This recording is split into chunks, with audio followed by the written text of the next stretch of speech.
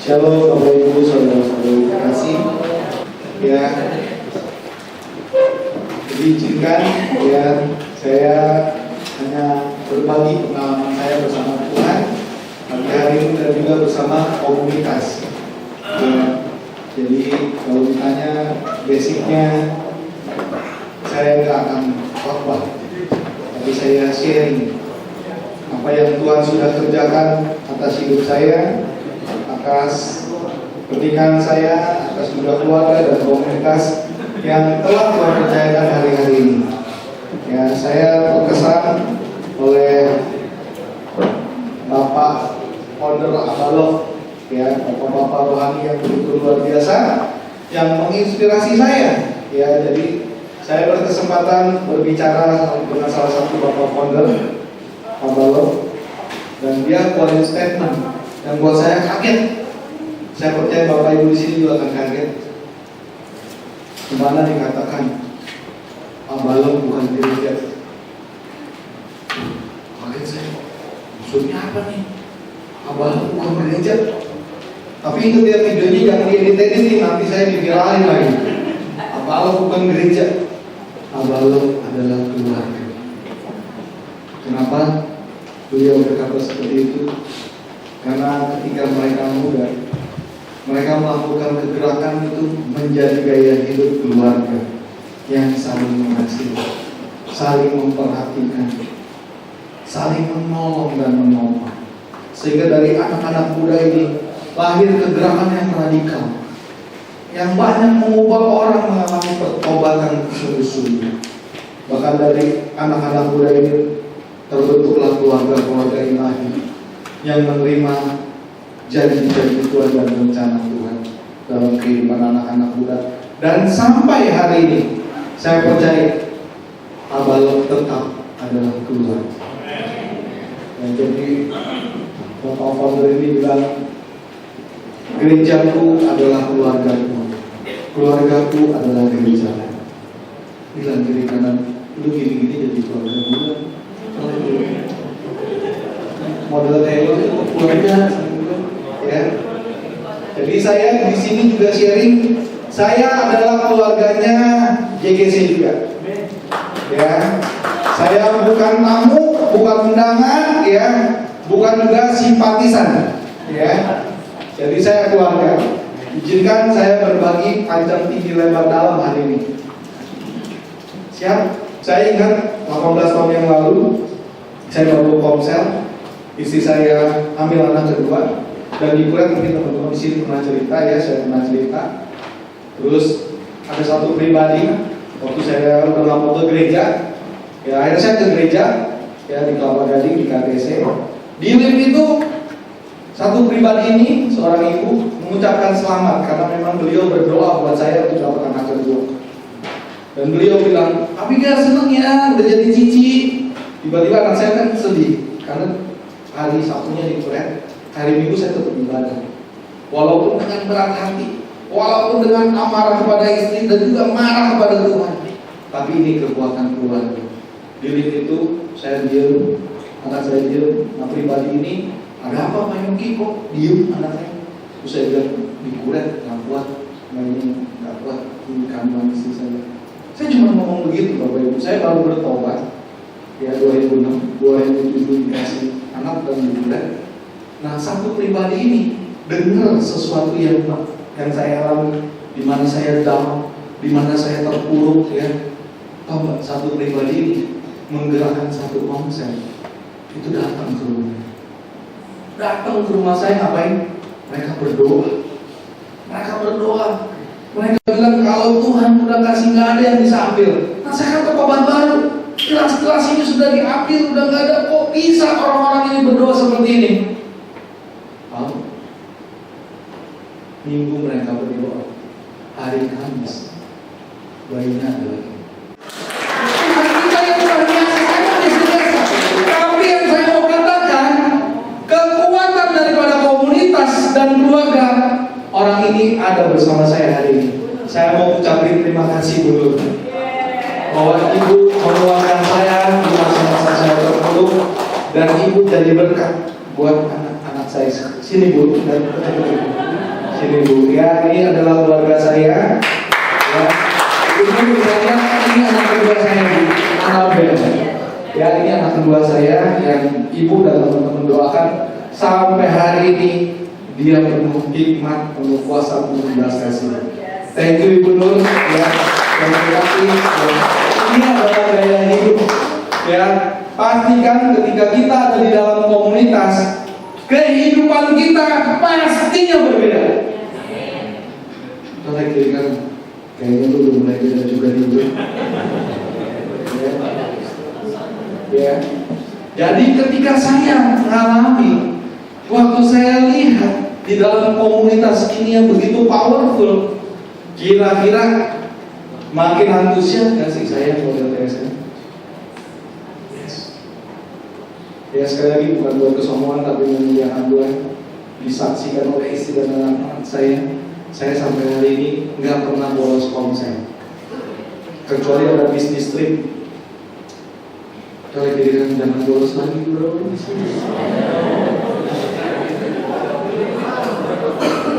Untungnya Tuhan itu nggak pernah absen Anda, nggak datang komsel, nggak datang ibadah, nggak ada absen. Coba kalau ada absen. Kalau ada absen biasanya kalau jadi murid atau jadi karyawan, jadi murid nilainya berkurang. Ya, jadi karyawan apa yang berkurang? Uang makan, gaji, bonus. Untungnya Tuhan kita nggak hitungan biasanya. Tapi ingat, jangan perlakukan Tuhan kita karena saya mau katakan jangan perlakukan Tuhan kita itu karena lakukan dia sebenar-benar menjadi Tuhan, penguasa tunggal dalam hidup kita. Dia bukan hanya menyelamatkan kita, jadikan dia Tuhan sebagai penguasa Tuhan. Maka kehidupan kita akan berbeda dengan orang Tuhan. Ya, pastikan kalau kita hari-hari ini ada di ruangan ini, di gereja ini, ada di komsel, pastikan ini adalah keluarga kita. Ya. Saya menikmati kekeluargaan di dalam gereja yang Tuhan percayakan hari ini. Saya benar-benar anugerah, saya lihat ada keluarga dan bapak rohani yang menginspirasi. Ya, salah satu keluarga hidup adalah Kak Billy dan Kak Agnes. Tepuk tangan buat dia. Walaupun saya lahir barunya 2006, tapi kesaksian hidup beliau itu sampai hari ini dibicarakan banyak orang. Karena apa? Beliau ini banyak membawa orang mengalami pertobatan. Beliau ini membawa banyak orang atau khususnya keluarga-keluarga mengalami Tuhan. Dan beliau ini juga melahirkan network bagi gereja-gereja yang lain yang lagi masa-masa keterpurukan. Ya, inilah gaya hidup, yaitu orang yang mengasihi Tuhan pasti mengasihi sesama. Dan itu ditanam nilai-nilai kita adalah Abel is my brother. Ya. Oke, itu perkenalan perkenalan saya. Ya, panjang tinggi lebar. Jadi mesti kenal. Kalau udah kenal, Anda akan bangga. Kalau Anda nggak pernah kenal gereja Anda, kalau Anda nggak pernah kenal keluarga Anda, jangan-jangan datang ke sini juga malas-malasan. Kalau kita ada kebanggaan, kita pasti antusias beribadah. Kalau kita ada kebanggaan di dalam komsel, kita pasti datangnya antusias. Itu jadi gaya hidup setiap anak-anak. Oke, hari ini saya akan bawa pada lebih dalam lagi, yaitu kita harus mengalami percepatan. Jadi saya mau tanya nih sama Bapak Ibu, ya, saudara-saudari, opa-oma ya, yang ada juga, percaya nggak? Pura-pura bisa jalan cepat. Siapa percaya? Katakan tangan 1, 2, 3, oke, 4, oke, sama, oke, percaya. Sekarang saya tanya lagi nih, harus pakai logika nih. Percaya nggak Bapak Ibu kalau pura-pura bisa lari cepat? Ini bukan dalam karton loh. Nanti bilang loh, percaya, tapi pura-pura di kartun gitu. Enggak, pura-pura benar, percaya nggak? Oke, Percaya. Bapak yang bilang percaya gimana? Coba jelasin sudah. Jelasin. Pura-pura bisa lari cepat gimana? Apa? Bilang apa? Apa? Punya pura-pura banyak. Lari aja cepat Pak. Lari. Ikut maraton juga Pak. Percaya nggak omongan dari Bapak itu? Lu nggak percaya? Bapak bisa nggak yakin satu gereja ini? Kenapa nggak bisa Pak? Saya doang ya. Karena dia doang yang kelihatan. Makanya anak-anak Tuhan banyak sekali quote statement begini. Saya ngomong nih, gak percaya. Padahal hidup kita anak-anak Tuhan harus siapa? Kita hidup bukan karena melihat, tapi karena percaya. Jadi percaya aja yang saya ngomongin ya. Saya buktiin ya. Perlu bukti nggak? Cuma satu orang udah ntar aja bro, kasih tahu bro. Yang lain nggak mau bukti. Ternyata yang mau kayak Thomas ini. Sebelum saya mencucukkan tangan saya, tangannya Yesus yang berbuat, saya nggak percaya. Tapi nggak apa-apa ya, ini kita perhatikan. Boleh kita nonton video ini. Ini asli. Kita lihat sama. Ini pura-pura bukan editan. Lihat, bukan editan. Ini pura-pura. Habitatnya jalannya selalu lama. Jalan lama. Tapi ketika sedikit jalan. Ternyata dia bisa lari Bapak Ibu. Wow, luar biasa ya.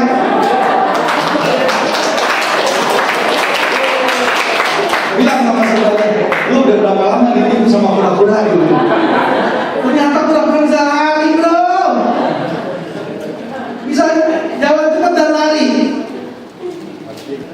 Oke, colek sebelah kiri kanan.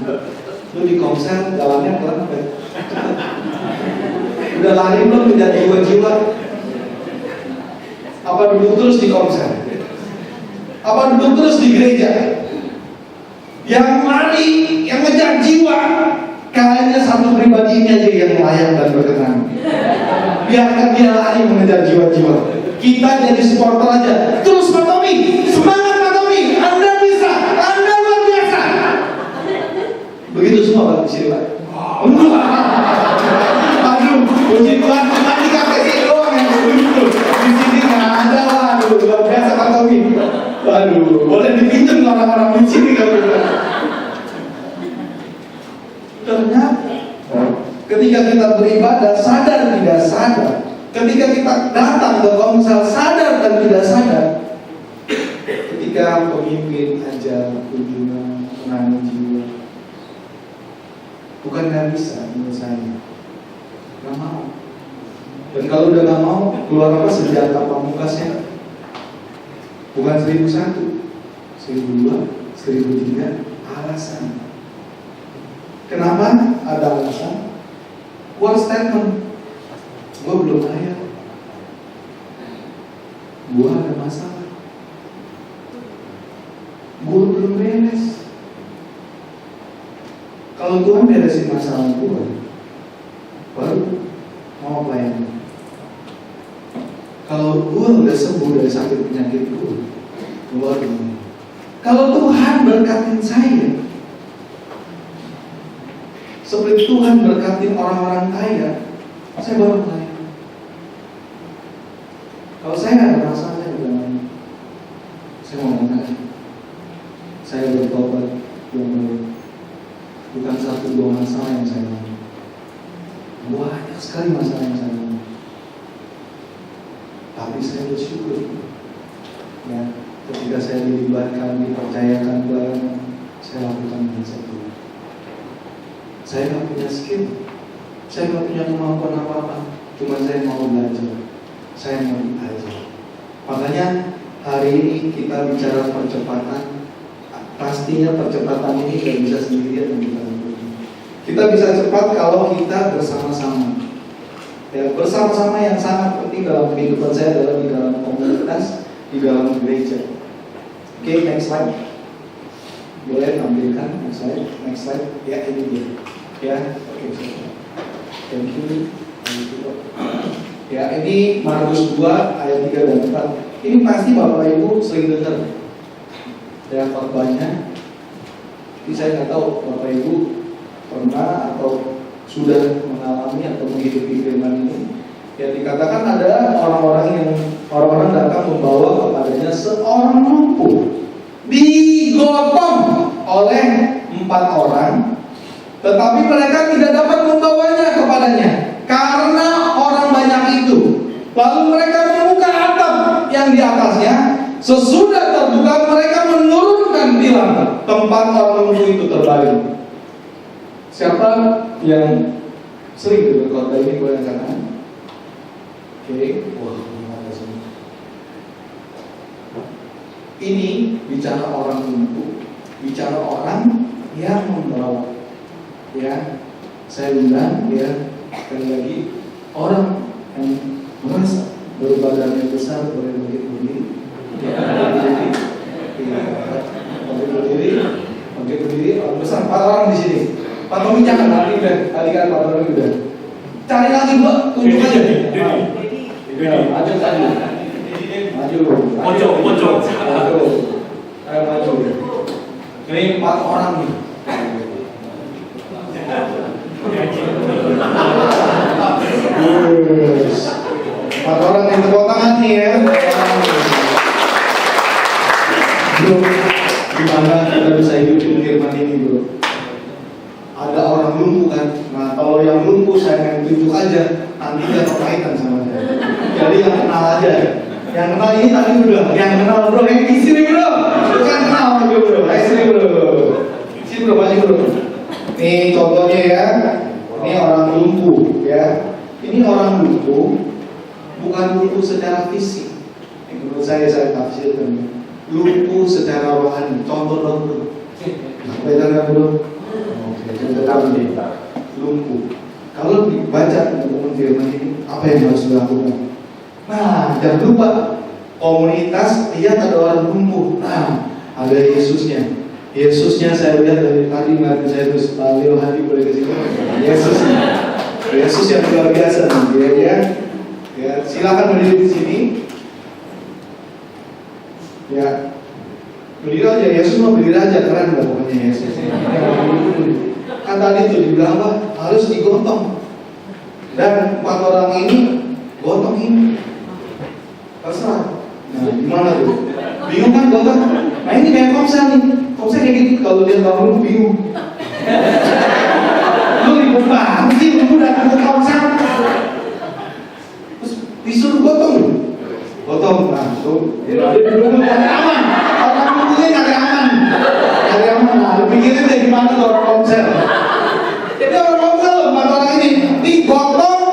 Nah, gotongnya gimana? Hati-hati, jangan sampai lumpuh loh. Ayo.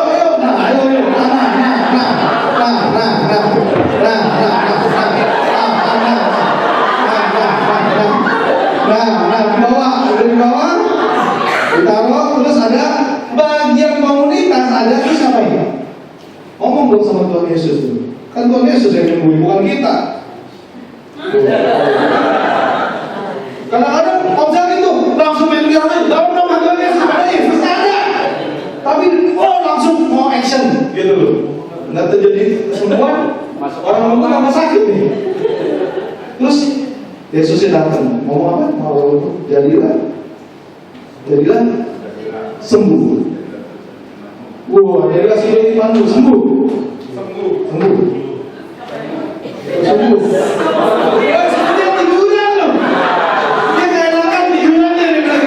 Nah, kalau udah sembuh ngapain? Ini sembuh nih, udah sembuh. Ya, komunitasnya biasa-biasa aja. Ada sembuh. Sembuh cuma satu orang kata gitu nanti kan sembuh nih bahasa gue ekspresi sembuh kesana sampai. Sama dia udah sembuh. Ini udah sembuh. Udah bisa jalan. Dia kan udah bisa jalan. Terus sampai bisa jalan ngapain dulu? Terima kasih Yesus. Terus apa yang lagi?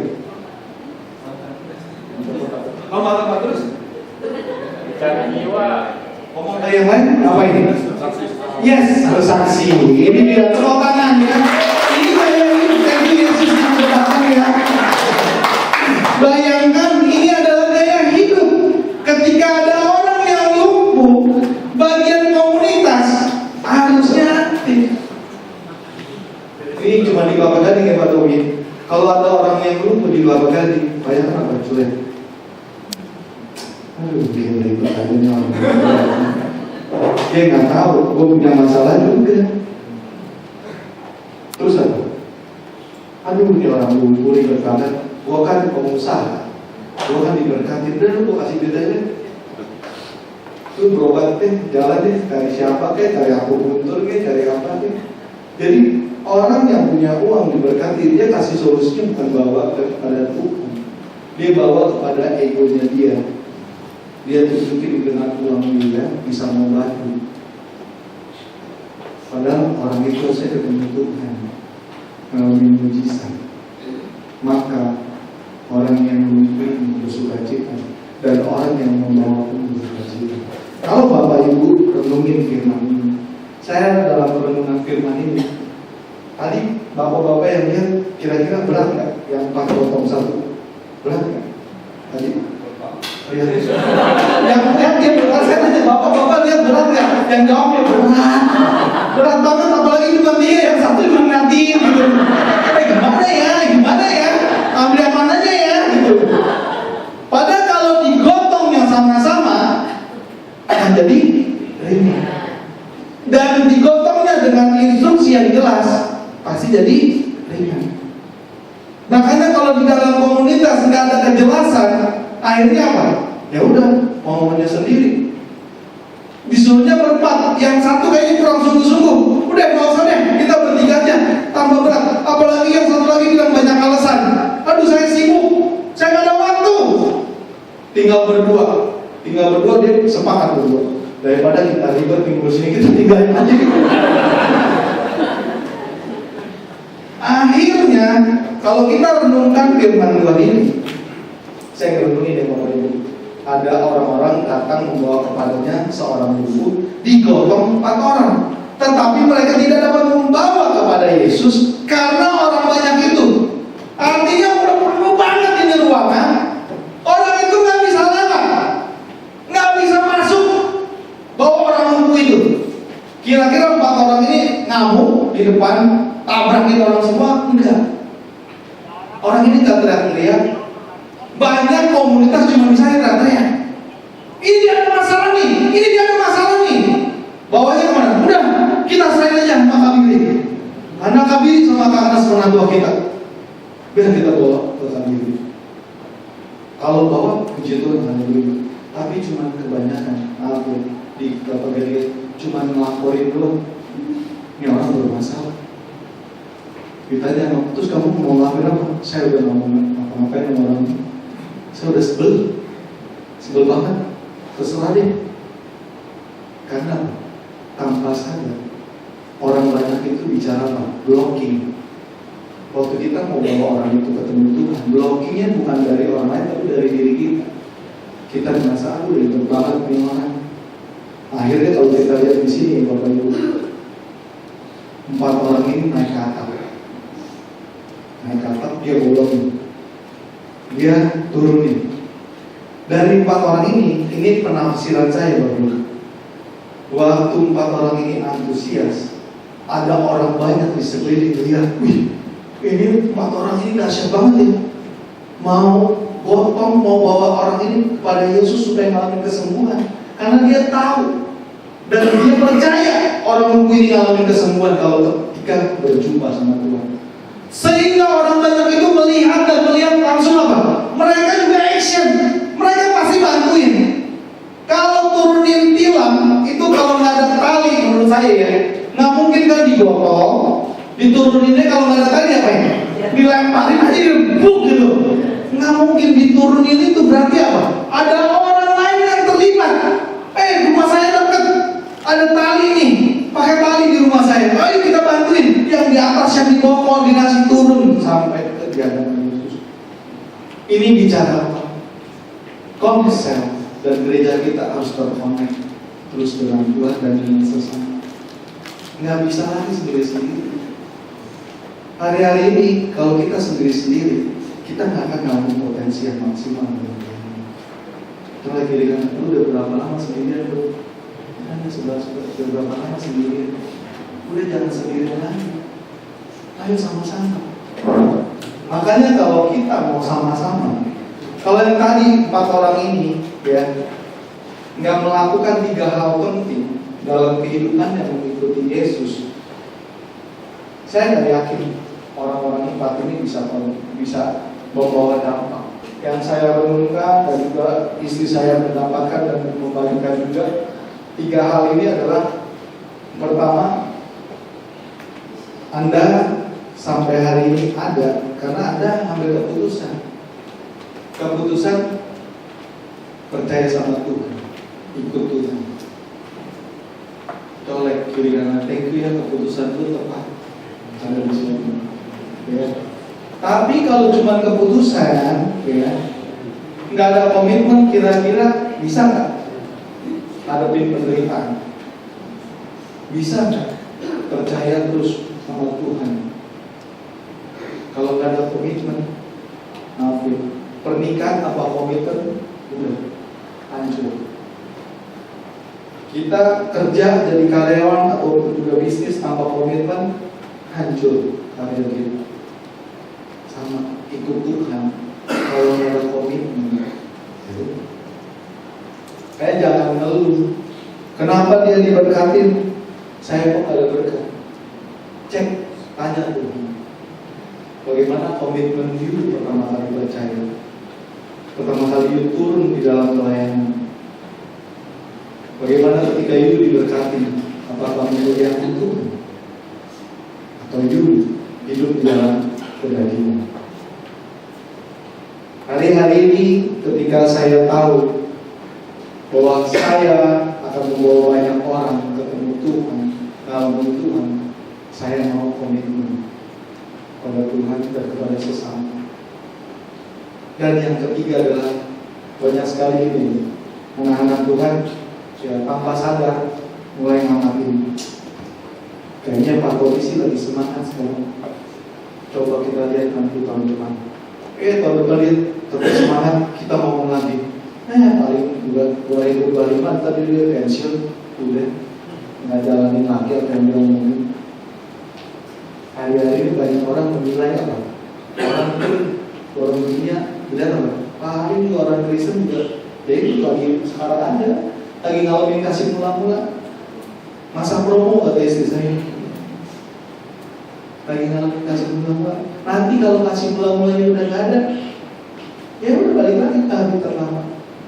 Makanya ketiga hal penting ini yang saya mau bagikan, waktu kita ambil keputusan, waktu kita komitmen, waktu kita konsisten, bukan sama manusia, tapi kita komitmen sama Tuhan. Ambil keputusan ikut Tuhan, sungguh-sungguh konsisten melakukan segala sesuatu untuk Tuhan, bukan untuk manusia. Makanya ketiga hal ini kalau kita pegang, kita hidupi bersama-sama komunitas kita, sama gereja kita, sama keluarga, artinya istri dan anak-anak kita, saya jamin hidup Anda itu berdampak. Saya garanti hidup Anda berdampak. Makanya cuma 3, bukan 30. Bilang kira-kira bukan 33 aja bro. Hidupin 3 aja ini. Ya kalau kita ambil keputusan, pokoknya ikut Tuhan itu, nggak dijanjiin kekayaan, nggak dijanjiin kesuksesan. Ikut Tuhan itu siap menderita. Kalau kita nggak siap menderita, jangan-jangan kita masih hidup baik-baik. Kalau kita nggak pernah komitmen sama Tuhan kita, jangan-jangan kita komitmen sama dunia. Kalau kita nggak komitmen sama Tuhan, jangan-jangan kita komitmen sama dunia. Buktinya orang-orang yang komitmen sama dunia adalah gini: pagi hari dia pegang handphone. Kalau dia baca firman, handphone ini jadi kemuliaan gitu. Tapi dia scroll, terus bukan iklan ya, dia itu Shopee. Satu. 2, 3, berburu. Padahal kalau handphone ini digunakan untuk memuliakan Tuhan, terinspirasi sama Bapak Rohani dan juga komunitas. Bapak Rohani saya nggak ada IG, nggak ada Facebook, ya, nggak pernah dipegang handphone. Ya, kemarin saya ditemukan lagi sama satu komunitas. Komunitas ini satu anak muda bawa orang ke CG yang kemarin. CG kemarin dia bawa peserta. Itu peserta dia liatin aja. Bentar-bentar dia keluarin handphone. Yang khotbah di depan dia keluarin handphone. Dia liatin terus dia liatin. Terus akhirnya dia dapat hikmah. Dia bilang, bro, dulu ada keterikatan nih waktu sesi pelepasan. Enggak, kok nggak terikat? Udah berdoain dulu terikat. Terikat apa sih? Berdoain tanganmu sama mata lu. Nah, kenapa? Tanganmu dari tadi berarti pegang handphone dan mata lu tertujunya kepada yaitu Facebook, IG.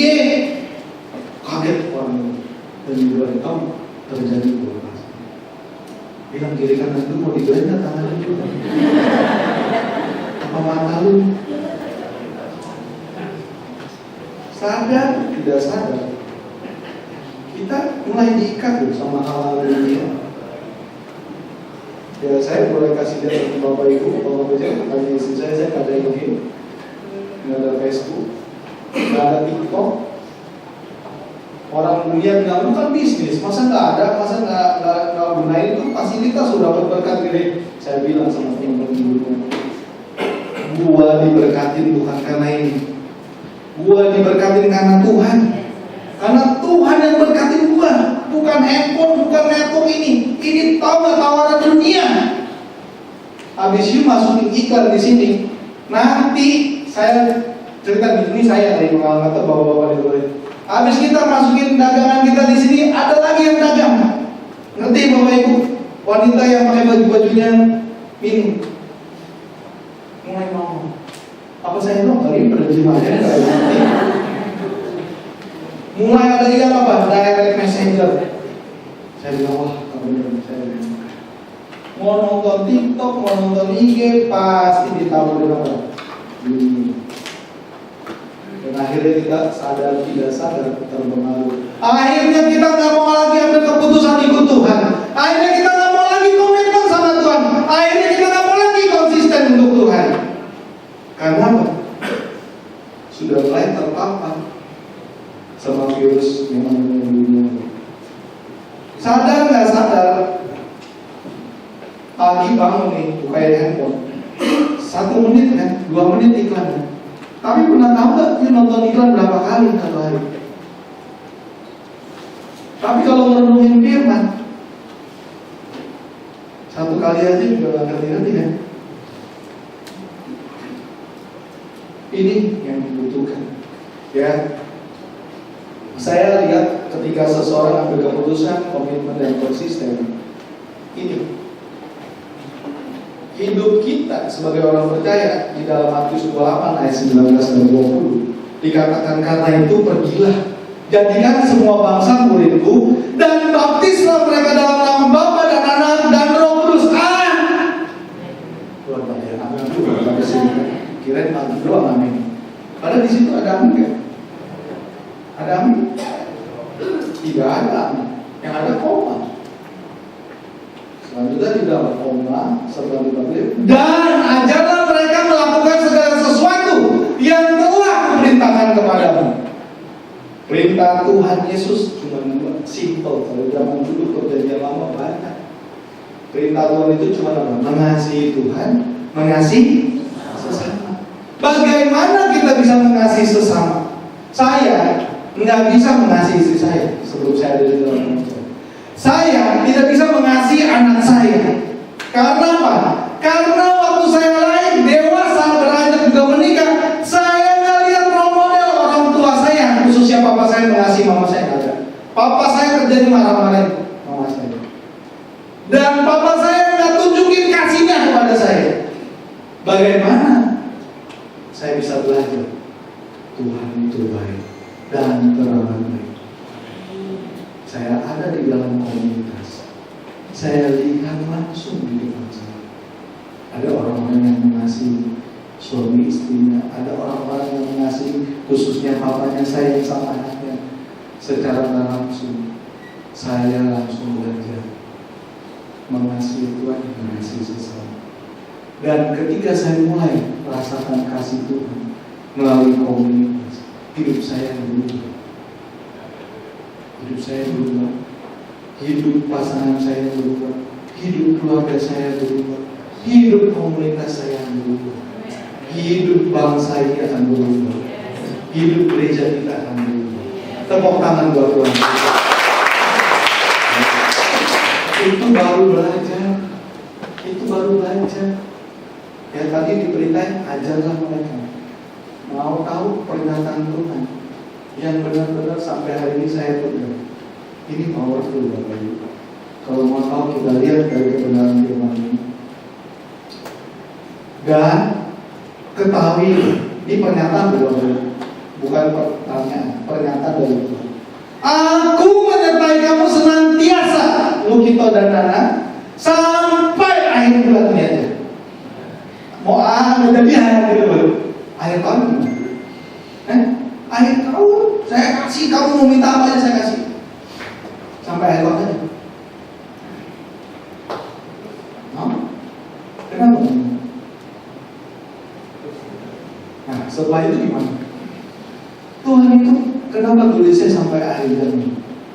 Ya, setelah saya merenungkan, ternyata kalau Tuhan sertai saya sampai akhir zaman, artinya gitu, bukan hanya saya aja yang disertai Tuhan. Mau tahu siapa yang disertai? Istri saya disertai, anak saya disertai, keturunan saya disertai, komunitas saya disertai, gereja di mana saya ada disertai Tuhan. Bahkan bangsa dan negara ini akan disertai Tuhan melalui hidup saya dan Anda. Bila disertai sampai akhir zaman proses. Banyak anak-anak Tuhan gak pegang pernyataan Tuhan ini dan lebih senang apa? Ya udah, gue udah dibaptis, gue udah ke gereja, gue udah ke komsel. Tapi ketika dia bilang masuk di dalam pemerintahan, aduh, nggak ada yang cocok jadi pemurid. Cuma Tuhan Yesus doang yang cocok, semuanya yang lain nggak cocok.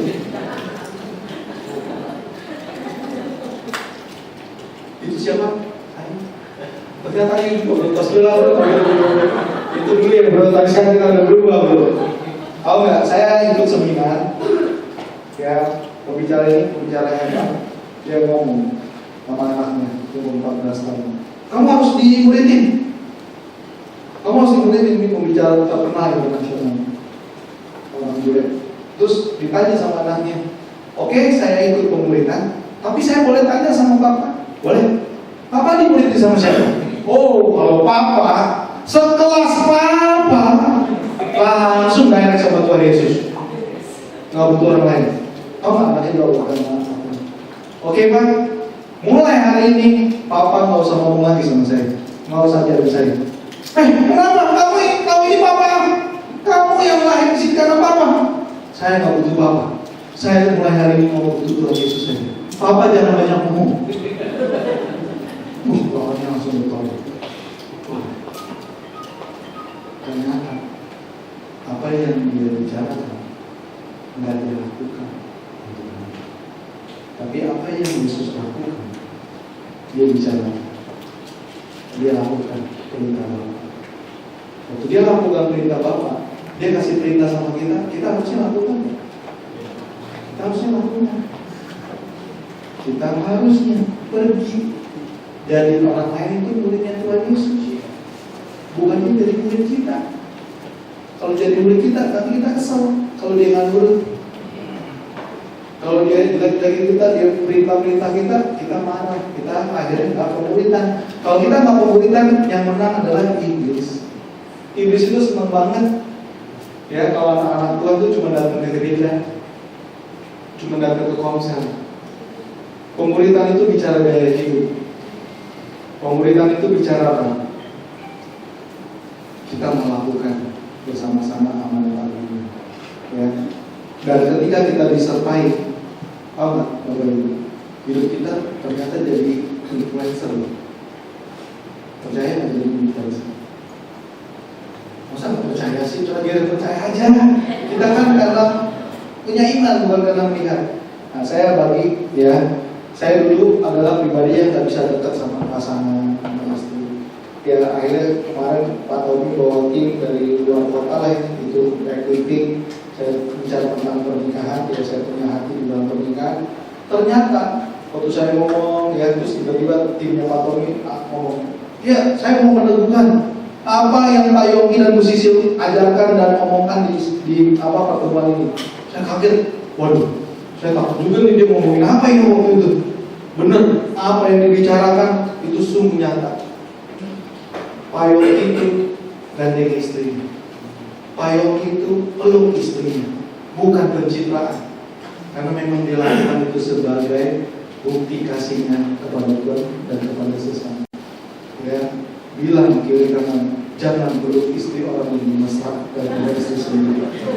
Ya, makanya itu bahaya kan, gitu. Sama istri sendiri nggak bisa mesra, tapi sama istri orang waduh bisa mesra. Ya, kan di sini nggak ada lah ya kerja lainnya. Nah, hari-hari ini saya diingetin Tuhan juga bahwa apa yang kita lakukan ini benar-benar ya, kita itu seperti kitab yang terbuka. Beberapa minggu yang lalu ya, akhir bulan saya jalan ke Moy, ya Moy hari Minggu itu ramai kayak pasar. Saya pegang handphone ngechat untuk koordinasi ya, dan ngechat di depan saya ada istri anak saya ngechat. Pas saya nengok begini, Bapak Ibu tahu apa yang terjadi? Nggak ada. Istri sama anak saya udah nggak ada. Saya bingung kemana nih, tapi karena kita udah janji mau dimakan di food court, saya naik ke food court, mau beli makanan anak saya berdiri di food court yang udah ditetapkan sama anak saya berdiri, saya ngechat, di mana kalian? Terus akhirnya jawab, ya di sini kan kita naik, udah naik, pas-pasan, ketemu istri, ketemu anak, tiga-tiga kumpul di food court, langsung naik. Dedi dari mana? Saya tanya lagi, kamu dari mana? Dia tanya lagi, kamu dari mana? Kamu yang dari mana? Saya bilang gitu.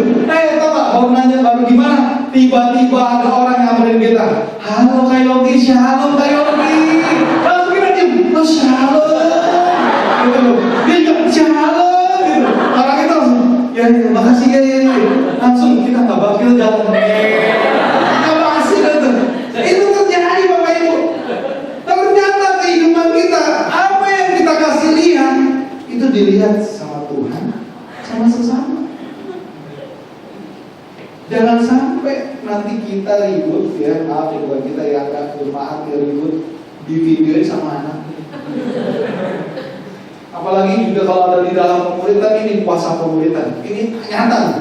Ketika papa mamanya berantem, ada satu anak langsung bilang, gua bilang itu ya sama Yogi itu ya, oh iya, kau udah jangan damai.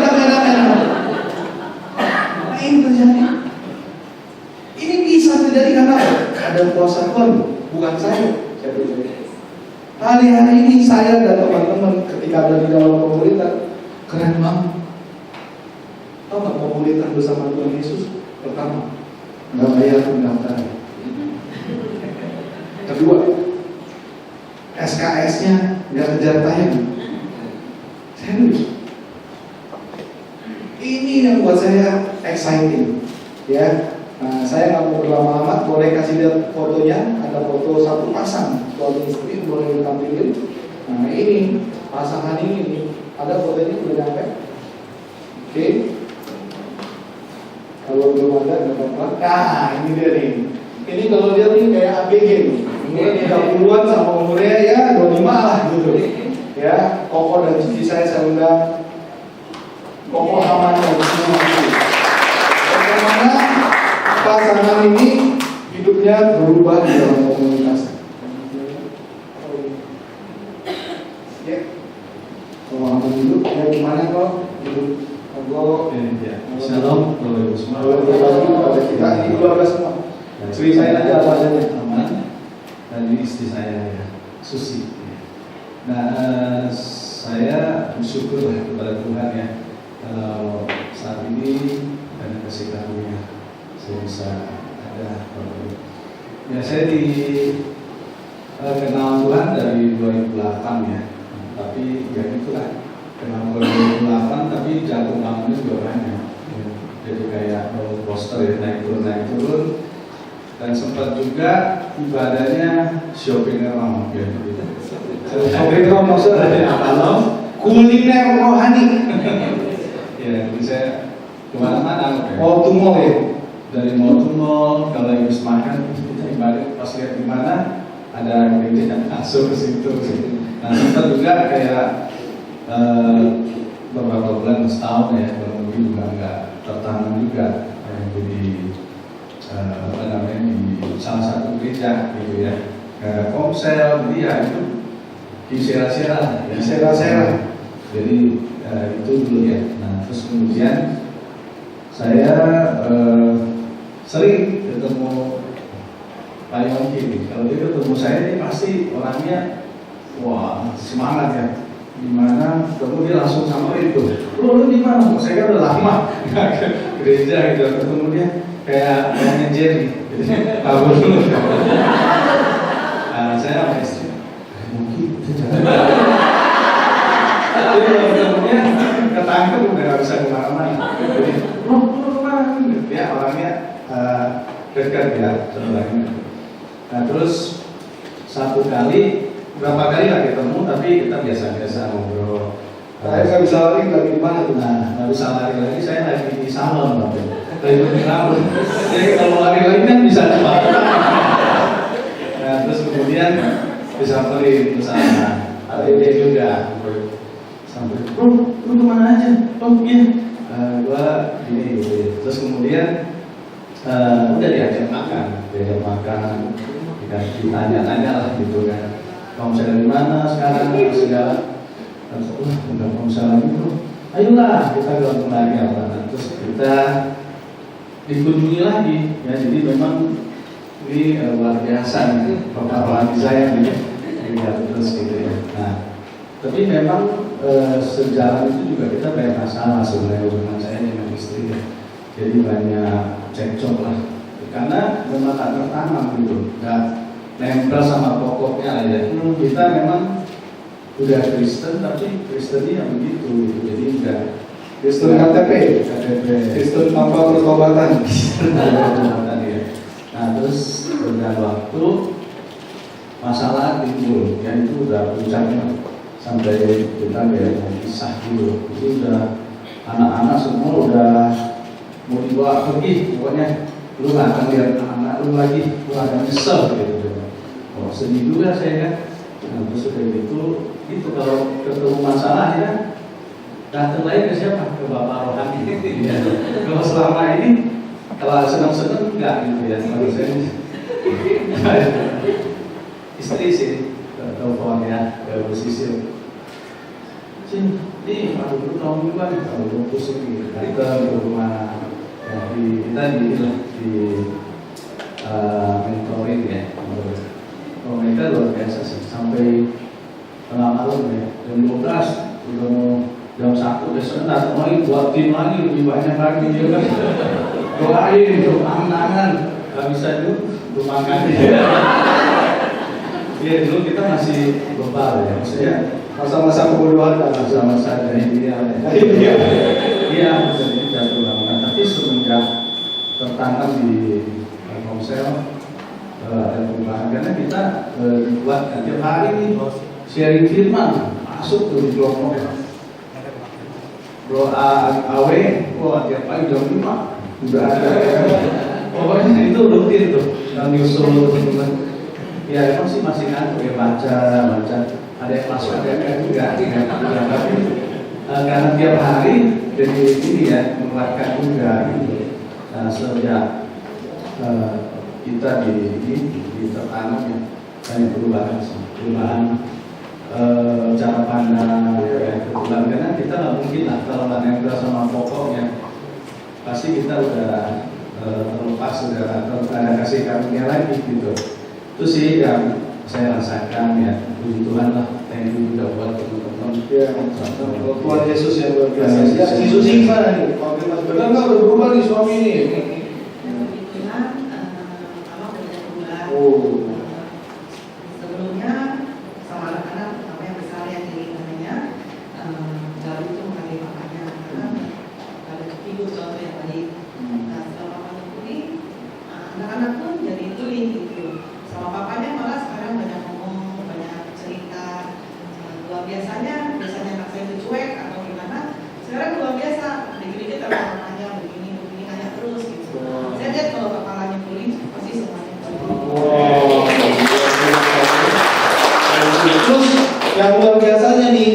akhir tahun ini pasangan ini khususnya Trisusi udah menetapkan yang kayak tadi kalau udah lumpuh, udah bersaksi, dia punya hati untuk pelayanan di mana Trisusi boleh dimulai. Keputusan apa, komitmen apa, dan konsisten apa yang Trisusi dan Tuhan akan melakukan untuk Tuhan. Ambil bagian di pelayanan apa boleh dimulai. Nanti banyak juga dikirim. Terima kasih kalau dikasih kesempatan sama Tuhan. Saya sih minggu mau melayani SPK. Ya itu aja sih kerinduannya. Semoga saya lihat ketika saya menikah gitu ya, saya juga mau teman-teman lain juga itu. Ya, sekolah ini gaya hidupnya analog. Nggak hanya kalau udah pulih, sembuh, udah selesai. Cari duit sebanyak-banyaknya, enggak. Pasti cari jiwa sebanyak-banyaknya. Bilang kiri-kanan, duit gak usah dicari, nanti datang sendiri. Ya, cari jiwa-jiwa. Karena jiwa-jiwa yang lebih suka kabur-kaburan. Kalau dari kayak pahaman ini, ya kita nggak usah malu. Kalau ketemu teman kita udah nggak konsen, udah nggak di gereja, ini saya bagi tips ya.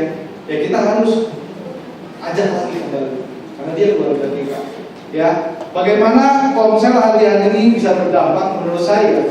Yang saya lakukan bersama teman-teman, kita harus ada blueprint, ada gambaran yang jelas konsel kita mau ngelakuin apa. Nah kebetulan Bapak Rohani penatua kita berdoa persiapan dapat blueprint ini dan dia bagikan kepada kita. Dan juga saya thank you ya sama Pak Budiarto yang lebih bikin simbol. Pokoknya dulu Pak Budiarto. Dan gambar ini menginspirasi saya, ternyata saya lagi posisinya on the track bener di sini. Tapi kalau ada anak-anak rohani saya nggak bener, saya ngerti lagi masuk ke blueprint ini nggak? Kalau enggak ya balik lagi. Ini ada rambu-rambu yang jelas di dalam komsel. Jadi pertama kita pasti dimulai dari saya dimuridkan, dan ketika dimuridkan pastikan ketika kita memuridkan kita bangun manusia roh daripada anak-anak rohani atau ya teman pemuridan kita. Bangun manusia roh itu bicara firman yang menguasai hidupnya. Sekali lagi firman yang menguasai hidupnya, bukan masalah ataupun problem yang menguasai hidup orang itu. Kalau tadi lihat begitu banyak masalah yang datang kepada kami, tapi kami nggak mau masuk ke dalam masalah mereka. Tapi kami mau bawa pahaman dari khusus ini kepada firman-Nya. Sehingga secara tidak langsung mereka dibangun manusia roh. Dan ketika mereka terbangun manusia rohnya, mereka sendiri yang ngomong saya bertanam. Ketika mereka tertanam, mereka berfungsi sebagai apa? Sebagai anggota tubuh. Nah, ketika kita lihat ada orang berfungsi, terus ketemu dengan yang namanya teman-teman kompak. Sekali lagi jangan masalahin. Ini ada apa lagi kompak pemuritan komsel. Jangan fokus sama istilah nama. Fokus saja ada kebutuhan orang. Ya, sekali lagi kebutuhan orang. Ya, ketika ada di dalam komsel kompak atau pemuritan, ini yang akan dilihat oleh orang dunia. Bahwa komunitas kita itu adalah komunitas yang mendatangkan kerajaan Allah. Sehingga orang mengakui sungguh di tengah-tengah komsel kamu ada Tuhan. Jangan nanti di tengah-tengah komsel kamu ada hantu.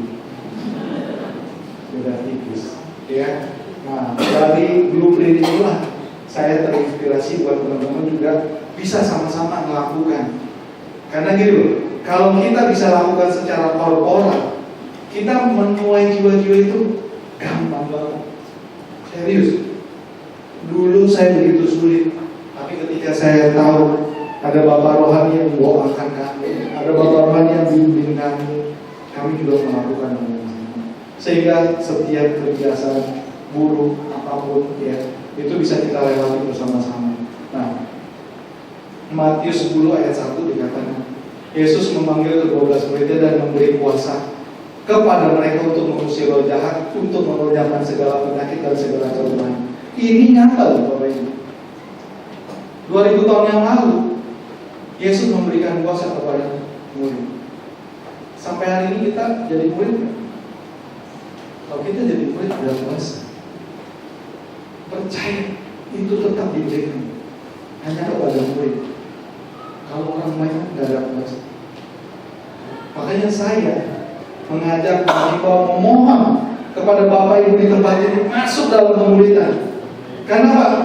Tuayan itu banyak sekali, pekerja yang sedikit. Pekerja di sini adalah bicara murid sejati. Makanya ketika kita ada di dalam pemuritan, ya saya melihat ada begitu banyak mujizat, ada begitu banyak tanda-tanda ajaib menyertai setiap kita. Makanya saya dengan istri dan keluarga sampai hari ini antusias di dalam pelayanan. Bukan saya mencari berkat, tapi saya mencari dan ingin melihat kemuliaan Tuhan dinyatakan. Waktu Pak Haman dan Ibu Susi mengalami terobosan kemenangan, kita sorak-sorai. Waktu ada orang bermasalah, kita menangis bersama-sama. Waktu mengalami kemenangan, kita bersorak bersama-sama. Dan ini dia, ketika di dalam Matius 10 ayat 5-8 saya nggak bisa bacakan, tapi ketika memperoleh segala sesuatu dengan cuma-cuma, kita harusnya bagikan dengan cuma-cuma. Setuju ya? Kita nggak punya cuma-cuma, kita bagi cuma-cuma. Artinya nggak ada yang dirugikan. Kalau kita hitung-hitungan, oh nggak ada waktu. Saya mau katakan, semua kita 24 jam sama, nggak ada waktu. Tapi saya mau katakan, Yesus itu sediain waktunya buat kita. Nah hari-hari ini boleh ambil gelas yang besar, botol besar, kasih gelas besar, mau air baru. Ya. Siapa yang haus akan firman untuk dihiburi oleh katakan? Yang haus, ya haus ini. Tapi saya pilih satu aja ya. Oke, kayaknya Pak Lukito deh, boleh menyampaikan. Ini akan sekerja Allah yang luar biasa. Banyak yang diberkati melalui Pak Lukito ya.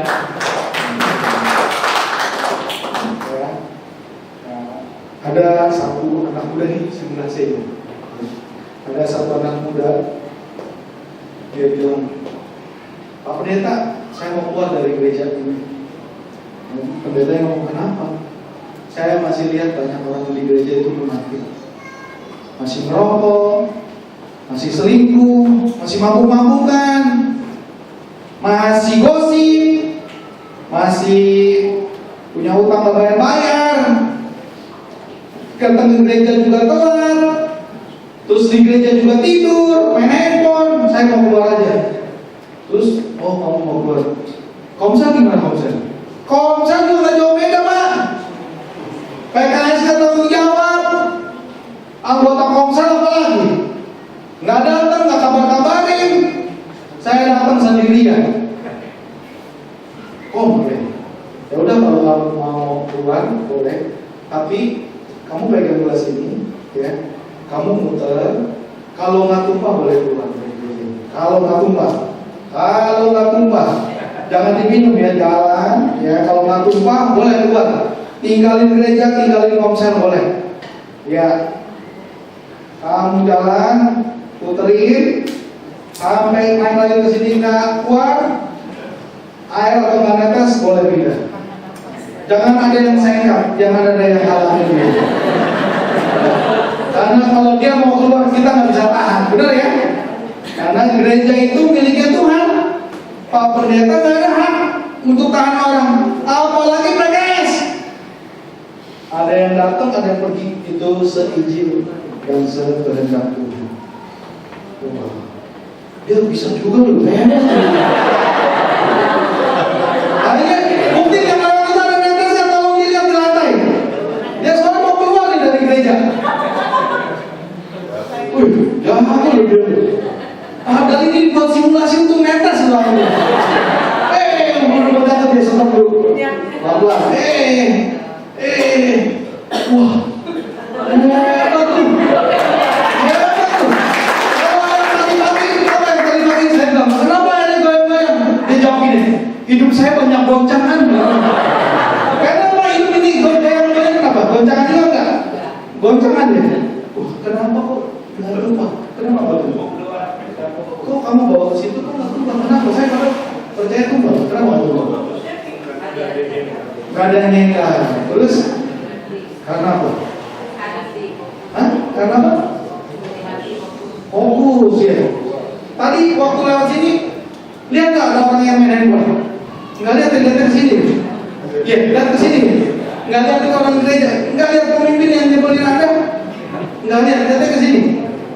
Dahsyat ketika kamu fokus. Air ini adalah air kehidupan. Air ini adalah Tuhan Yesus sendiri. Kalau Tuhan Yesus yang jadi fokus kamu lihat lagi orang dengan tujuan lihat Yesus. Kamu nggak akan lagi takut sama yang namanya kata-kata. Kalau kamu tahu ini adalah ayat kehidupan dan akan mengubah hidup kamu, kamu harus siap.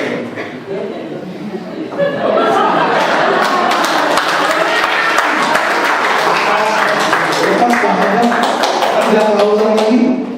Mau keluar dari gereja ini, mau keluar dari konser. Tepuk tangan buat saya.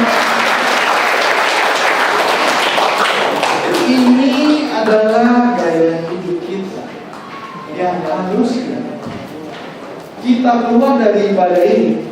Kita sama-sama komitmen, kita ambil keputusan, ambil komitmen, ambil konsisten, tidak lagi konflik. Yang jelas kita datang di sini mau ketemu kita. Kita datang di sini mau ngomong. Kita datang di sini mau benar-benar dengan suara kita. Dan kita mau hidupi apa yang sudah kita lakukan. Hidup saya banyak ada orang-orang yang inspirasi saya. Sampai hari ini saya masih mengerti. Karena apa? Saya tahu ada ujian iman buat saya dan Anda. Ujian itu bicara kesetiaan dan ketaatan kita. Bukan hari, tapi hari demi hari. Maka kita tetap setia dan taat kepada Tuhan. Ya. Kalau hari-hari ini kita masih melihat ada orang-orang yang mungkin terikat sama kebiasaan buruk, daripada kita bicarakan orang mau kita doain, kita kunjungi. Bolehkah Bapak Ibu bagi dulu ya? Saya langsung dikatakan oleh orangnya. Saya adalah orang yang berputus asa, kehilangan harapan, kehilangan arah dalam hidup saya. Sejak saya ketemu Tuhan, saya nggak pernah lagi komplain pada komsel, pada gereja. Karena yang saya datang dan saya punya adalah Tuhan saya, yaitu Tuhan Yesus. Boleh kita nyanyikan dari hati kita yang paling dalam. Benar Bapak, Kau banyak melakukan perkara-perkara yang luar biasa atas kehidupan anak-anakmu di tempat ini Bapak. Ingatkan kembali Bapak kepada anak-anakmu di tempat ini untuk mengambil keputusan yang tepat. Ketika Engkau memutuskan untuk dibaptis, Tuhan sungguh disenangkan. Karena keputusanmu menentukan hidupmu, bukan di bumi ini, tapi di kehidupan kekal bersama Tuhan. Ketika engkau berkomitmen ada di dalam gereja, bukan hanya sebagai jemaat, tapi engkau mau memutuskan dan komitmen untuk menjadi murid sejati. Sungguh Tuhan Yesus bersuka cita karena engkau melaksanakan amanat agungnya, karena engkau menggenapi rencana. Dan ketika engkau melakukan segala sesuatu dengan konsisten, sungguh engkau melakukan untuk Tuhan, bukan untuk pemimpin ataupun juga pasangan ataupun ingin dilihat orang, tapi engkau menunjukkan kesetiaan dan ketaatanmu sungguh membuat Tuhan Yesus bersorak-sorak. Karena melalui hidupmu engkau akan mengubah banyak orang. Pagi hari ini, kalau engkau orangnya yang mau mengambil keputusan dan mengambil komitmen yang baru pada siang hari, dan mau melakukan segala sesuatu dengan konsisten untuk Tuhan, kau taruh tanganmu di dada. Yang lihat engkau taruh di tanganmu di dada ini bukanlah orang di sebelah kiri dan kanan, tetapi sungguhnya Tuhan Yesus melihat engkau di surga. Tuhan, kau lihat daripada setiap murid-murid sejati siang hari ini Tuhan, kau mungkin mereka sudah tidak lagi mengambil keputusan yang benar Tuhan. Ketika mereka ada dalam tekanan Tuhan, ketika mereka ada dalam masalah Tuhan, mereka mengambil keputusan yang salah Tuhan. Bahkan mereka ingin meninggalkan Engkau Tuhan, meninggalkan gereja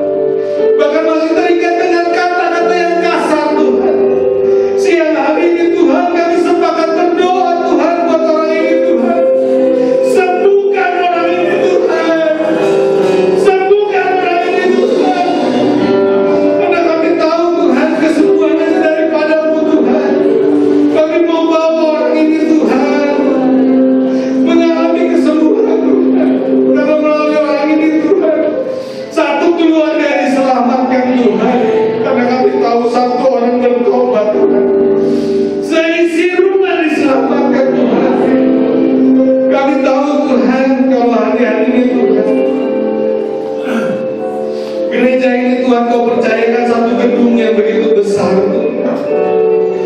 Sebentar lagi kami ingin menikmati kebaikan kemurahan-Mu, Tuhan. Tapi hati kami, Tuhan, meminta, Tuhan, di ruangan ini, Tuhan, lahir pekerja-pekerja yang radikal, Tuhan, yang tidak lagi kompromi akan dosa, Tuhan, yang hanya adalah belas kasihan dari Tuhan turun, Tuhan. Kami nggak mau lagi suap-suap kuku, Tuhan, karena kami tahu, Tuhan, gedung yang begitu besar, sungguh Kau melakukan perkara besar, Tuhan. Bawa begitu banyak jiwa-jiwa, Tuhan. Siapkan hati kami, Tuhan, hati seorang murid, Tuhan, hati yang terus tertuju kepadamu, Tuhan. Siang hari ini juga, Tuhan, hamba berdoa khususnya, Tuhan, buat anak-anak muda, Tuhan, dari Mega, dari Youth, Tuhan. Kami berdoa, Tuhan, melalui anak-anak kami, Tuhan, ada generasi baru, Tuhan, yang mengubah kehidupan dunia ini, Tuhan. Kalau anak-anak kami, Tuhan, sungguh ada rasa takut akan Tuhan, itu karena kemurahan-Mu. Kami lihat ada begitu banyak anak-anak muda, Tuhan, hari ini, Tuhan, mengikuti ajaran sesat, Tuhan, mengikuti pengajaran yang tidak benar, Tuhan. LGBT, bahkan tidak lagi respect kepada orang tua dalam gereja, Tuhan, bahkan memutuskan untuk tidak percaya kepada Tuhan. Kami berdoa, Tuhan, buat anak-anak kami, Tuhan, pakai anak-anak kami, Tuhan, untuk terus menjadi penjara manusia di zaman akhir ini, Tuhan. Siang hari ini juga, Tuhan, Hamba berdoa buat juga setiap pemimpin Komsel, pemimpin gereja-Mu, Tuhan, Bapak-bapak rohani kami, Tuhan, Bapak-bapak penangguh kami, Tuhan, kembalikan, Tuhan, hati-Mu, Tuhan. Biarlah hati bapak-bapak kembali kepada anak, dan hati anak-anak kembali kepada Bapak. Kalau ada begitu banyak anak-anak yang terlantar, Tuhan, yang seperti Kohaman dan Cisusi, Tuhan, berkeliling ke gereja-gereja, Tuhan. Ternyata dia terluka oleh Bapak di tempat gereja dia tertanam. Kami mau ambil fungsi menjadi Bapak, Tuhan, buat orang-orang yang terhilang, Tuhan. Kami mau punya sikap hati seorang Bapak yang menyambut anaknya kembali, Tuhan. Kami mau sambut anak-anak kami lebih lanjut, Tuhan. Kembalikan, Tuhan, teman-teman kami, Tuhan, yang tersesat, Tuhan, yang kehilangan arah, Tuhan. Pertemukan kami, Tuhan. Kami mau bawa orang-orang ini, Tuhan, ke dalam rencana-Mu juga, Tuhan. Kembalikan mereka ke dalam Komsel, Tuhan. Kembalikan mereka ke dalam gereja-Mu, Tuhan. Dan kembalikan mereka juga, Tuhan, masuk di dalam pemuridan. Kami berdoa, Tuhan. Kami mengucap syukur, Tuhan, hanya di dalam nama Tuhan Yesus yang percaya katakan amin.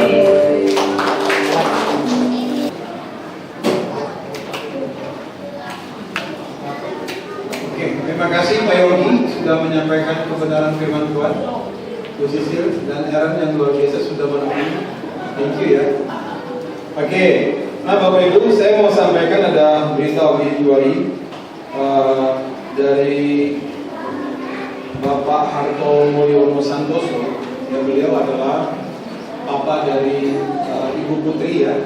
Jadi beliau telah dipanggil Tuhan pada hari Jumat 1 November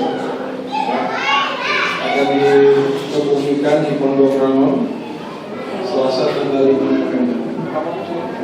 Dia juga adalah papa mertua dari Pak Santoso ya, yang kita tahu adalah seorang pendoa bersama Putri. Jadi perlu diberikan kekuatan dan kata-kata penghiburan secara langsung saja ya, kepada Bu Putri dan Pak Santoso. Dan itu yang bisa saya sampaikan. Satu lagi, kita akan ada sepakat bersama bekerja hari Selasa 12 November.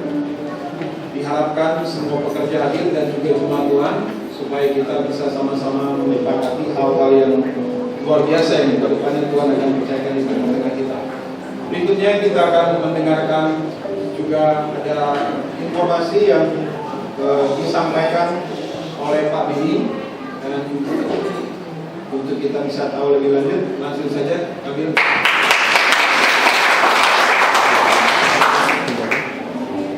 Terima kasih Pak Tommy. Shalom. Ya, saya senang sekali kembali bisa beribadah dengan Bapak Ibu tadi. Ya, sebetulnya sih karena saya diminta sama rekan-rekan pemimpin untuk bisa menginformasikan ya atau update keadaan kesehatan saya. Ya, kalau mungkin beberapa minggu yang lalu ada yang mendengar bagaimana saya ya sakit dan juga mau diopnam selama 8 hari. Kalau Ibu Ina dan Pak Budi Setiawan juga datang di hari Minggu. Jadi supaya Bapak Ibu juga jelas apa sih sakitnya. Karena beberapa jemaat masih nanya sakitnya apa. Jadi ada yang bilang jantung, ada yang ya bilang lambung dan sebagainya. Tapi biar semua kita jelas dan jadi tanggal 12 Oktober itu saya memang sudah betul-betul dari hari sebelumnya. Waktu itu kami ketika ada rapat di TV Catung ya hari Selasa itu, saya sudah merasakan nggak enak badan saya lebih karena ya mesti hadir dalam rapat. Jadi saya datanglah ya. Tapi hari-hari kemudian udah makin nggak enak badannya, dan hari Sabtu itu sudah sekali kalau saya duduk begini sakit. Jadi pikirnya mau ke izin refleksi kontana ya. Tapi istri saya telepon kakaknya yang dokter di Siloam karena kiri saya juga sakit, jadi bilang sudah mau ke sini. Jadi saya akhirnya diantar ke Karawaci dan langsung ditangani oleh dokter jantung. Jadi dalam hari itu 2 kali di EKG semuanya normal. Besoknya hari Seninnya saya di Eko jantungnya bagus semuanya. Lalu tapi dokter jantung masih mau spesifik scan. Di CT scan itu saya jantungnya oke, tapi di ya prostat saya itu ada sesuatu yang sama lah. Kenapa? Karena waktu saya diperiksa darah saya ada 2 hal yang serius yang mesti ditangani. Yang pertama gula darahnya. Ya, gula darah saya HbA1c itu gula darah per 30 itu 8,9. Ya. Lalu yang kedua adalah PSA. PSA itu prostat systematic antigen. Jadi itu bagian prostat ya. Jadi kalau yang pria pasti tahu. Nah, PSA saya itu 1856. Normalnya berapa? 0 sampai 4. Jadi dokter langsung udah berpikir ya, dokternya bilang sama saya, Pak, saya dokter, jadi saya beritahu yang paling jelek ya. Karena tangan saya infeksi enggak, pembesaran enggak, jadi dokter langsung ini ada tumor. Oh ya, apa-apa, saya bilang. Ya, jadi saya Tuhan lagi melakukan apa buat saya, ya, apa kehendak Tuhan. Jadi dalam sepanjang 1 minggu itu saya di rumah sakit, itu yang dulu saya bertanya sama Tuhan. Dan akhirnya saya diminta di MRI. Di MRI ternyata sudah terlihat bahwa begitu banyak bercak-bercak di ya dari prostat saya itu sudah menjalar ke punggung, ke tulang-tulang saya. Lalu mereka minta spesial di biopsi. Jadi di biopsi hari Jumat tanggal 18 Oktober tanggal 21 ya tanggal 21 hasilnya keluar dan ternyata memang benar ada tumor ganas ya di prostat dan karena pakai grade ya, kan stadium pakai grade, jadi grade-nya itu kalau yang rendah 33, yang paling tinggi itu 55, saya 54, jadi ya high lah gitu ya. Jadi itu hasil dari biopsi. Lalu kemudian mereka minta saya juga PET scan. Jadi hari Kamis yang lalu ditemani Pak Tommy dan Bu Fani, saya PET scan dan hasilnya sudah keluar dan tidak baru dijelaskan oleh dokter Kalau sudah menjalannya kemana aja, gitu ya. Jadi saudara jangan khawatir, ya, jangan sedih. Karena selama saya ada di dalam perawatan itu, saya terus tanya Tuhan, apa yang Tuhan mau lakukan ya. Dan saya percaya bahwa saya tidak berjalan sendiri di dalam lomba kekelaman, karena ada Tuhan dan ada saudara. Ya, jadi bahkan seluruh pernah belah, ya, waktu itu bersama-sama Pak Yogi dan Pak Sisil juga mendoakan saya. Jadi saya percaya bahwa ada maksud Tuhan dengan mengizinkan saya melewati fase yang sulit ini ya. Tapi dalam perenungan itu, ya Tuhan ingatin saya pada beberapa ayat firman Tuhan yang ya tidak asing untuk kita ya. 2 Korintus pasal 4 ayat 16 sampai dengan 18 dikatakan begini, sebab itu kami tidak tawar hati, tetapi meskipun manusia lahirnya kami semakin merosot, namun manusia batinnya kami dibaharui dari sehari ke sehari. Jadi saya percaya ya lewat kanker prostat yang saya sedang alami ini ada tujuan Tuhan untuk membawa saya semakin hari semakin serupa dengan Dia. Ya. Sebab penderitaan ringan yang sekarang ini, jadi kanker ini ringan saudara penderitaan. Ya, mengerjakan bagi kami kemuliaan kekal yang melebihi segala-galanya, jauh lebih besar daripada penderitaan kami. Sebab kami tidak memperhatikan yang kelihatan, melainkan yang tak kelihatan. Karena yang kelihatan adalah sementara, sedangkan yang tak kelihatan adalah kekal. Faktanya, ya saya ada CA prostat dengan stadium tinggi, tetapi kebenarannya oleh Tuhan Yesus saya sudah sembuh. Ya, kalau saya percaya tidak ada rencana Tuhan atau rencana Tuhan yang jelek, yang salah untuk saya. Semua rencana Tuhan untuk kita adalah baik dan sempurna. Ya, dan di dalam ya beberapa hari itu ada satu lagu yang ya dulu saya senang di lagu ini, tapi mungkin nyanyinya karena saya hafal. Tapi ketika saya ada di dalam rumah sakit, ya ini lagu beda nyanyian, bukan karena saya hafal, tapi betul-betul mengalir dari hati saya.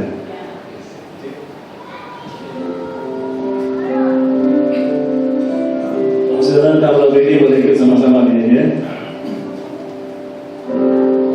Apapun yang terjadi di dalam hidupku, selalu ku berkata, Tuhan Yesus baik dalam segala yang terjadi.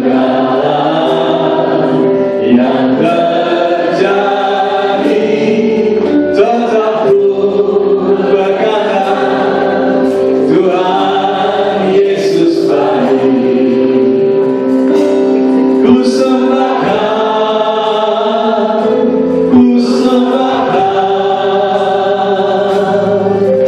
tak dapat ku membalas kasih-Mu, Yesus. Ku sembahkan,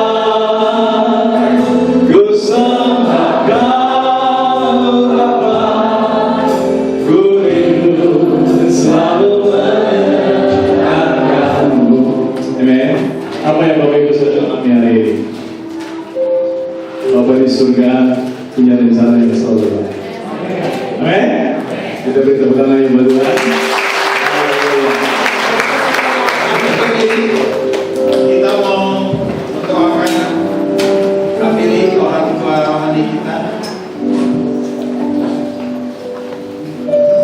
Besar perbuatanmu ajaib, tiada seperti Engkau, tiada seperti Engkau, Engkau besar. Perbuatanmu ajaib.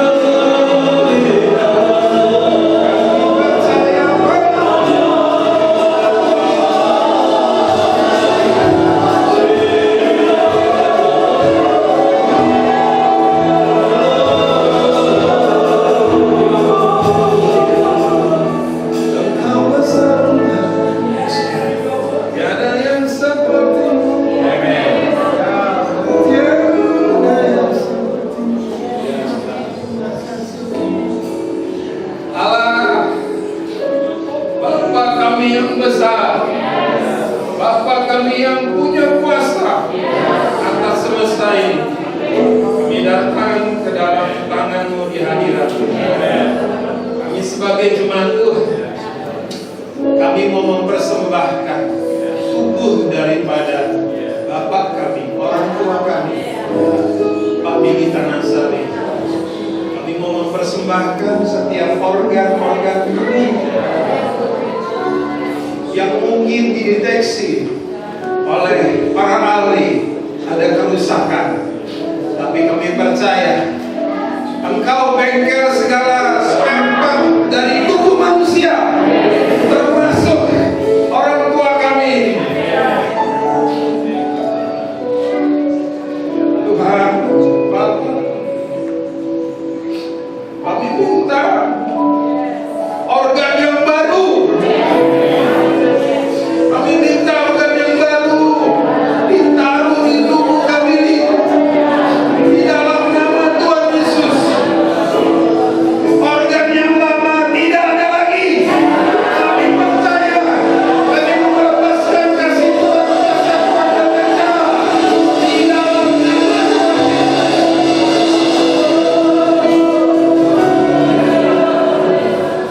organ yang baru, sel-sel yang baru mulai bekerja dengan baik. Kami perintahkan di dalam nama Tuhan Yesus. Kami percaya ini adalah pembelajaran buat iman setiap kami sebagai jemaat Tuhan, dan buat iman juga kami dan seluruh keluarga besar. Kami mengucap syukur di dalam nama Tuhan Yesus. Terima kasih Tuhan, terima kasih, terima kasih, terima kasih, terima kasih Tuhan. Ini tangan kami juga kami angkat. Anda kami percaya Tuhan yang kami sembah, Tuhan yang terus memberkati dan menyertai kami, Tuhan yang menyinari dengan wajahnya sendiri terhadap setiap apapun yang kami kerjakan, apapun yang kami buat. Bahkan Tuhan yang menghadapkan wajahnya kepada setiap kami, memberikan kami kasih karunia dan damai sejahtera dari sekarang sampai selama-lamanya. Mulailah jemaat Tuhan dengan berkat cinta kasih perintah daripada Bapa surgawi menyertai kita semua. Di dalam nama Tuhan Yesus, setiap kita yang percaya